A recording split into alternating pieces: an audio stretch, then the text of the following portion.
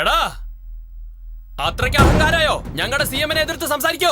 പറഞ്ഞത് കേട്ടില്ലെങ്കിൽ ഈ കോമ്പൗണ്ട് വിട്ട് പുറത്തേക്ക് പോവില്ല. ഇവിടെ വെച്ച് തന്നെ തീർക്കും. വിടാ.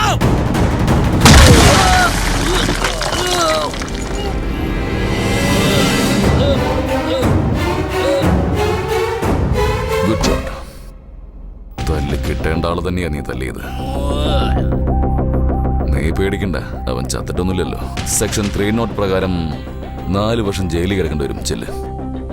സാറേ, നിങ്ങൾക്ക് അറിയുമെന്നറിയില്ല, വ്യാജമദ്യത്തെക്കുറിച്ചുള്ള എല്ലാ തെളിവുകളും എൻ്റെ പക്കലുണ്ട്. ആ തെളിവ് കൈവച്ച ഞാൻ സംസാരിക്കുന്നത്. കഴിക്കുന്നവർക്ക് ലഹരി കൂടാൻ വേണ്ടി എത്തയിൽ ആൽക്കഹോൾ അളവിൽ കൂടുതൽ ഉപയോഗിച്ചിരിക്കുന്നത്. ഗവൺമെന്റിലേക്ക് കെട്ടുന്ന ടാക്സ് പോലും അടയ്ക്കാതെ ഷോപ്പുകളിലേക്ക് വ്യാജമദ്യം കൊടുത്തതിന്റെ പേരിൽ 50 പേരാ മരിച്ചിരിക്കുന്നത്.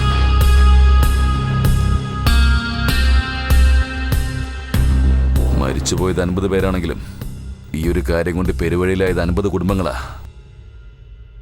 നിങ്ങൾ അധികാരത്തിൽ വന്ന് 2 മാസത്തിനുള്ളതൊക്കെ സംഭവിച്ചിരിക്കുന്നത്. ഇതിന്റെ പിന്നിലുള്ളത് ഇവന്റെയൊക്കെ കൂട്ടാളിയായ ഈ എക്സൈസ് മന്ത്രിയാ. നിയമത്തിന്റെ പഴുതുകളിലൂടെ രക്ഷപ്പെടാമെന്ന് തനിക്ക് തോന്നുന്നുണ്ടെങ്കിൽ ആ നിയമം തന്നെ തനിക്കെതിരെ വിധി എഴുതിയിരിക്കും. വ്യാജമദ്യ നിർമ്മാണത്തിന്റെ പേരിൽ സെക്ഷൻ 35 50 പേരുടെ മരണത്തിനിടയാക്കിയതിന് IPC സെക്ഷൻ 3 പ്രകാരം ഇവർക്ക് 2 പേർക്ക് 5 മുതൽ 10 വർഷം കഠിന തടവ്, 10,000 രൂപ പിഴ. ഒരു ഗവൺമെന്റ് വക്കീലിന് അനാവശ്യമായി നിങ്ങളുടെ കേസിലേക്ക് വലിച്ചിഴച്ചതിന് IPC സെക്ഷൻ 34 ഡെബിറ്റ്മെന്റ് ആക്ട് പ്രകാരം നിങ്ങൾക്ക് പീപ്പിൾ റെപ്രസെന്റേറ്റീവ് ആക്ട് പ്രകാരം 2 വർഷം അഴിയണമെന്നുള്ള കാര്യങ്ങളൊക്കെ ഉണ്ട്.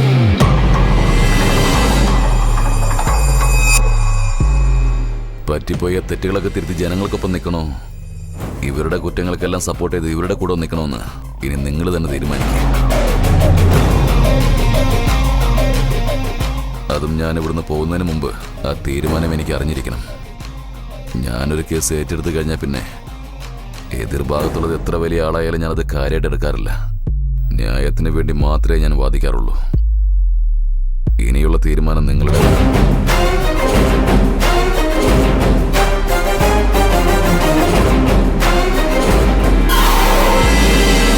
ഇപ്പൊ മനസ്സിലായോ ഞങ്ങളുടെ ടെൻഷൻ എന്തുവാന്ന്?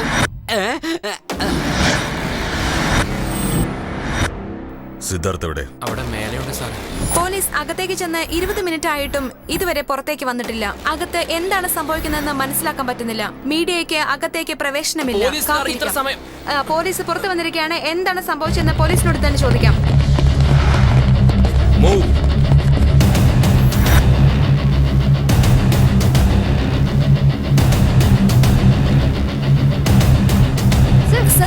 താങ്കൾക്കും ടോപ്പ് ഹീറോയിനും തമ്മിലുള്ള ബന്ധമാണ് ഈ കൊലപാതകത്തിലേക്ക് നയിച്ചത്. സർ, താങ്കളുടെ ഭാര്യയെ കൊന്നത് താങ്കളാണോ? സർ, എന്താണ് പബ്ലിക്കിനോട് പറയാനുള്ളത്? സർ പ്ലീസ് മറുപടി പറയണം. Sir please.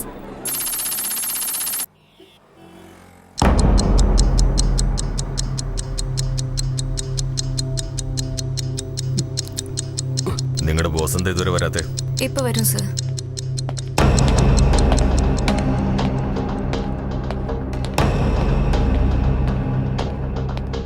സാറേ, അതാണ് PP വീരേന്ദ്രൻ. അവരടുത്തുകൂടെ പോകുമ്പോ പുലി പോകുന്ന പോലില്ലേ? എന്താ ലേറ്റ് ആവുന്നേ? ജഡ്ജി വരാൻ ഇനി 1 മിനിറ്റും കൂടെ ഉള്ളൂ. എപ്പോ കേസ് പിടിക്കും, എപ്പോ വാദിക്കും? ഞാനൊന്ന് പ്രിപ്പയർ ചെയ്യായിരുന്നു. എങ്കിലും പഠിക്കേണ്ടത് കേസല്ല, കുറ്റവാളികളെയാ.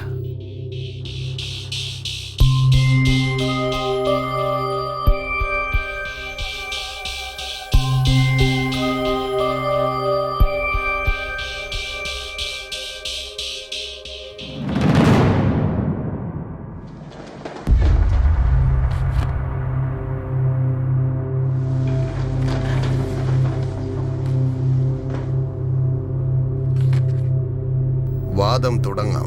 പ്രതിയെ വിളിക്കൂ. Mister Veerendran, proceed.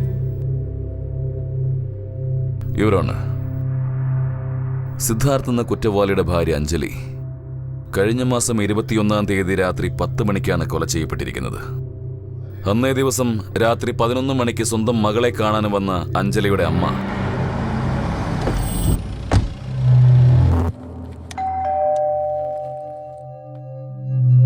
അവർ പലതവണ ബെല്ലടിച്ചിട്ടും കതക് തുറക്കാതായപ്പോൾ തങ്ങളില്ലാത്ത സമയത്ത് അമ്മ വീട്ടിലേക്ക് വരുമ്പോൾ ഉപയോഗിക്കാൻ വേണ്ടി വീടിന്റെ മറ്റൊരു താക്കോൽ അമ്മയുടെ കയ്യിൽ കൊടുത്തിട്ടുണ്ടായിരുന്നു.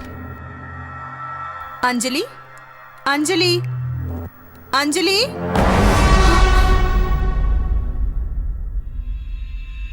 അവിടെ അഞ്ജലിയുടെ മുറി പൂട്ടിക്കിടക്കായിരുന്നു. വാതിലിന് പുറത്തേക്ക് ഒഴുകിക്കൊണ്ടിരിക്കുന്ന രക്തം കണ്ട് മരുമകനായ ഈ നിൽക്കുന്ന സിദ്ധാർത്ഥിനെ ഫോൺ ചെയ്തു.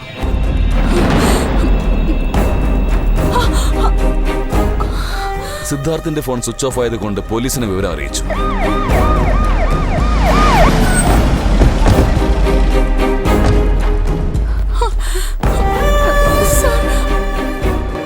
സംഭവ സ്ഥലത്തെത്തിയ DCP പൂട്ടിക്കിടന്ന വാതിൽ പൊളിച്ചകത്ത് കിടന്നു.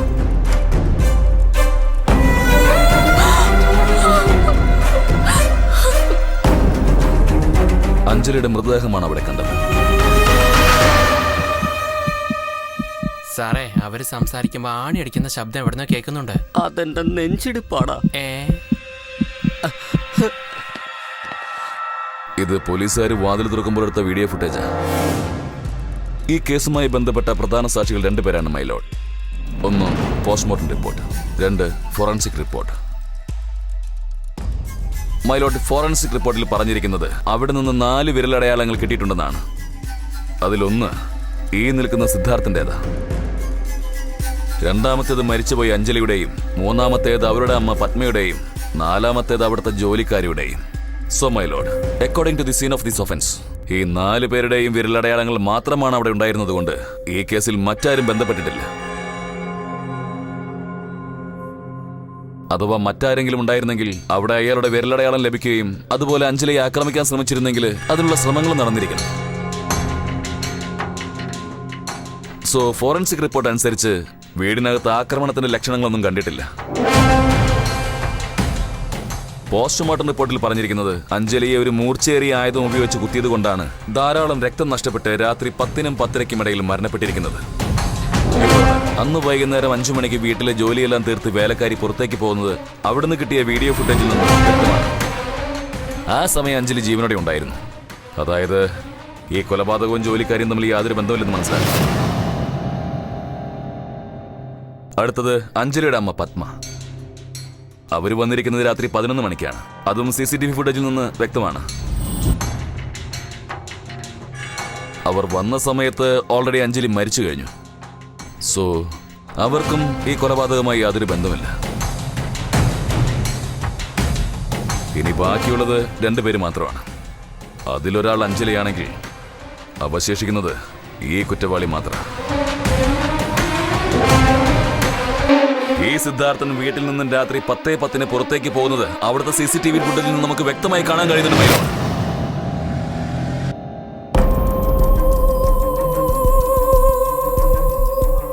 അതുകൊണ്ട് തന്നെ എല്ലാ സാക്ഷികളും ഇയാളാണ് കുറ്റവാളി എന്ന് വ്യക്തമാക്കുന്നു.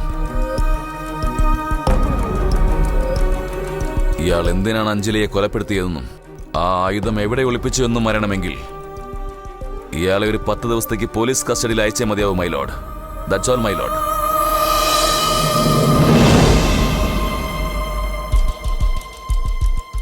നിങ്ങൾ നിങ്ങളുടെ ഭാര്യയെ കൊലപ്പെടുത്തിയതായി സംശയിക്കുന്നുണ്ട്. PP സാർ പറഞ്ഞത് കേട്ടല്ലോ. കേട്ടു സാറേ. ഇദ്ദേഹം പറഞ്ഞതെല്ലാം ശരിയാ. ഈ കേസ് എൻ്റെ ജോലിക്കാരിയായിട്ട് യാതൊരു ബന്ധവുമില്ല സാറേ. അവൾ ഒരുപാട് നല്ല കുട്ടിയാ. ഞാനും എൻ്റെ ഭാര്യ അഞ്ജലിയും അവളെ വേലക്കാരിയായിട്ട് കണ്ടിട്ടേയില്ല. എൻ്റെ കൂടപ്പിറപ്പിനെ പോലെ ഞാൻ നോക്കിയത്. അമ്മായിമ്മയെ കുറിച്ച് പറയാം. അഞ്ജലിക്ക് 7 വയസ്സുള്ളപ്പോൾ അവളുടെ അച്ഛൻ മരിച്ചത്. അതുവരെ ജോലിക്കൊന്നും പോകാത്ത അമ്മ അഞ്ജലിയുടെ ഭാവിക്ക് വേണ്ടിയാ ജോലിക്ക് പോയി തുടങ്ങിയത്. അഞ്ജലിയെ നന്നായി വളർത്തി ഒരു നല്ലൊരു പൊസിഷനിലെത്തിച്ചു.